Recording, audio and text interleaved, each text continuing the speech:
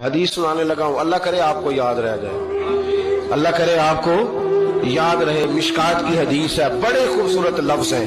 میرے نبی کریم علیہ الصلوۃ والسلام نے فرمایا، رب جو تمہیں روزی دیتا ہے نا، یہ تمہارے ضعیفوں کی برکت سے دیتا ہے۔ وہ جو 90 سال کی اماں گھر میں ضعیف پڑی ہے نا، اسے سکریپ کا مال نہ سمجھنا۔